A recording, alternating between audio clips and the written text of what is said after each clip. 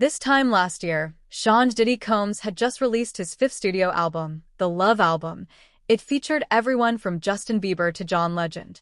To much of the public, he was a music icon and self-made entrepreneur who had spent the last 30 years building an empire, but a civil suit alleging sexual and physical violence from ex-partner Cassandra Ventura, known as Cassie, would be the start of his downfall. Cassie's lawsuit was the first of multiple similar civil cases leveled against Combs, the most recent filed on September 25th. In less than 12 months, Combs has gone from a rap mogul, business entrepreneur, actor to being under lock and key in one of New York City's most notorious prisons, facing charges of sex trafficking and racketeering. So, how did it come to this? We break down who Sean Combs is, his rise to fame, and where this could go from here. Sean Diddy Combs, who has gone by the names Puff Daddy, P. Diddy, and Love, is an American rapper, actor, and entrepreneur who founded an entertainment empire, Bad Boy Records, the clothing label Sean John, and Revolt TV. He was also the face of alcohol brand Ciroc Vodka in a deal that ended acrimoniously. Born in Harlem in New York City, Combs was just 3 years old when his father Melvin Combs was murdered after being mistaken for an informant during a drug deal gone wrong. Combs was nicknamed Puffy in his youth due to his habit of huffing and puffing whenever he was angry.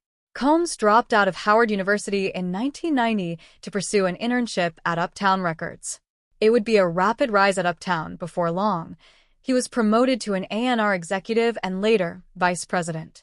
Uptown has been home to artists such as Mary J. Blige, Heavy D and the Boys, and then Combs is said to have discovered the notorious Big, aka Biggie Smalls. Real name was Christopher Wallace, but Combs was fired from Uptown Records in 1993 by its founder, Andre Harrell. Combs explained to talk show host Oprah Winfrey, saying getting fired was one of the best things that could have happened to him. He turned his attention to starting his own record label, Bad Boy Entertainment, taking Biggie with him. In 1995, Biggie dominated the charts, making him Bad Boy's premier star. But on March 9, 1997, Biggie was murdered in an unsolved case amid an East Coast-West Coast feud. He was 24 years old. A few months later, Combs released his debut album No Way Out under the moniker Puff Daddy.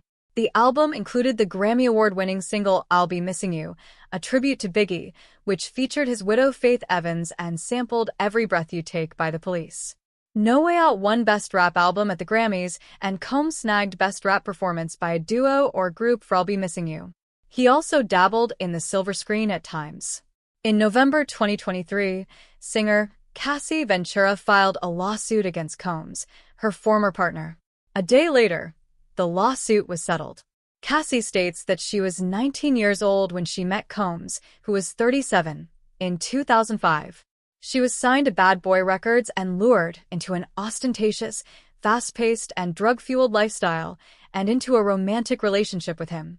Cassie alleges, among other things, that Combs raped her as well as punched, beat, kicked, and stomped on her.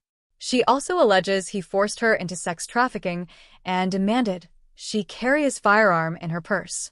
Combs denied all allegations, but when CCTV was broadcast by CNN depicting Combs assaulting Cassie in a hotel corridor, he apologized for his behavior in the footage.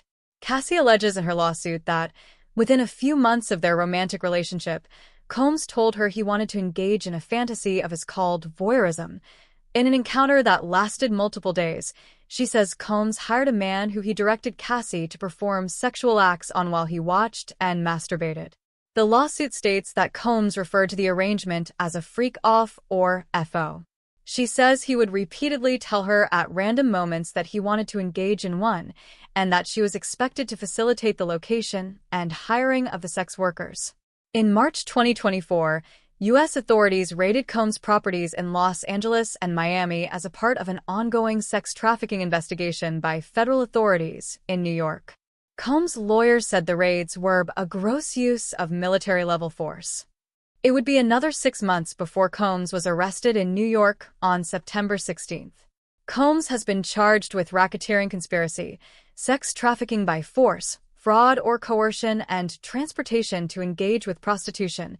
In a press conference, Damian Williams, the U.S. Attorney for the Southern District of New York, said the charges dated from 2008 to the present. During the press conference, Williams revealed that firearms and ammunition were seized at Combs' property during the March raids. This included 3 defaced AR-15 machine guns and a large-capacity drum magazine.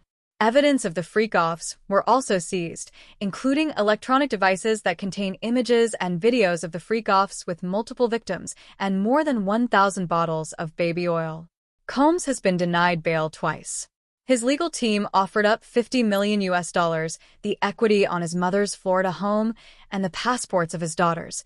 His own passport was taken in April as security, but it was not accepted.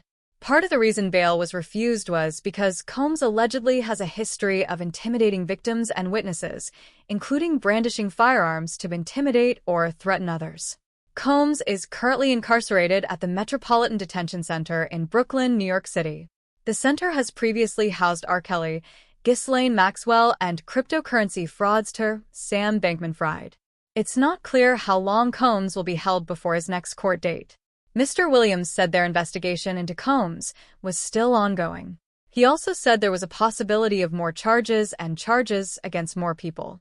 Prosecutors have interviewed more than 50 victims and witnesses, and they've appealed for any others to come forward. If convicted of the sex trafficking charges, Combs would face a minimum sentence of 15 years in prison. The racketeering conspiracy charge could see him face a life sentence. Aside from his federal charges, Combs also has multiple outstanding lawsuits brought against him in a civil court. In November 2023, an unnamed woman filed a suit against Combs and singer Aaron Hall for allegedly raping and beating her in the early 90s. The same month, former associate Joy Dickerson filed a suit claiming Combs drugged her before bringing her back to his home and sexually assaulting her. Ms. Dickerson's suit also asserts that the assault was filmed and shown to several of Combs' friends. In December, another unnamed woman filed a lawsuit claiming Combs and 2 other men raped her in a New York City recording studio when she was 17.